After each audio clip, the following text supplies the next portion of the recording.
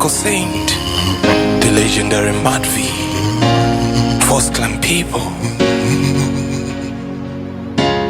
Kure kwemeso vakatishvitsa, kure kwenzeve takanzwa mazvi, kure kwetsoka vakatifambira. Aiwa, tida kutendai muri Zimbabwe nekuda kwesapoti yenyu yamunotipa pano paSaint TV. Basa tichienda mberi ndichitoti makadi kwese kwamuri. Chekutanga kana wanga usati wasubscribe on our YouTube channel yakanSaint TV pano,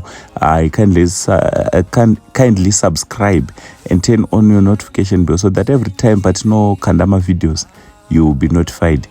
Nchida kutenda vese vanopatana nesu maprograms edu ese, Mwari wekudenga wakuitire zvakanaka. Zvino apa takaenda kuTriangle uko kwatikauya kuzotora Margaret Navani pamwe nababa vake. Ndofunga munoizwa story ya Margaret nababa vake avo vakanga vachigara vaviri, baba vasinganzwe zvakanaka, mwana ndiye akanga uchengeta baba. Imi zvakaoma. Mwana uyu ndikada kuzivisa kuti anga achifamba 2 kilometers kuenda kunochera mvura zuva ramwe rega achivigira baba vake.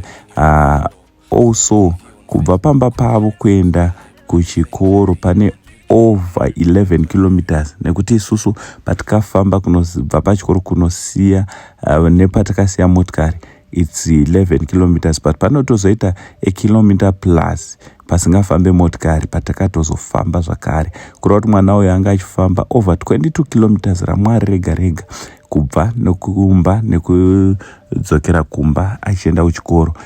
Chinova chinhu chakaoma, chinhu chinoshungurudza. So mwana uyu nekuda kwekugona kwake takainspirawo kuti tinge tinomutsvagirawo nzvimbo scholarship. Asi tinotenda veHope International School ava vakazouya vakamupa scholarship. So kutaura kuno takauya tikamutora kuti tinge tinoenda naye kuchikoro chiri kuruwa cheHope International School, tichiti Mwari wekudenga wakuitire zvakanaka.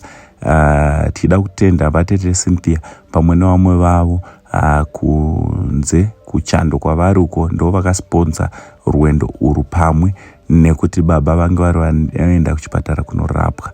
Aiwa, nchida kungokurudzira hama dzangu kuti vanokwanisa kunge vari vanobatsirana nesu kuti tinge tinobatsira mwana uyu kumutengerawo taki, mablankets. Onai chando chauya zvinodziya, hatorina kana juice. Zvakaoma. Vangabatsirana nesu tingafara kuti tinge tinounganzira mwana uyu kuti ange ari anorerukirwawo kuchikoro. Zvakare kuchikoro kunodiwa mattress, kunodiwa trunk. Aiwa, tingafara tikawana vangabatsirana nesu kubatsira mwana uyu. Aiwa, ndinoizwa kuti munosizvimbozviita uye ndinovimba nemi kuti muchazviita zvakare. Ndo update yandauya zokuzivisai pamusoro pemwana uyu anonzi Margaret Navani. From Uncle Saint neSaint TV crew, for now it's much love and God bless.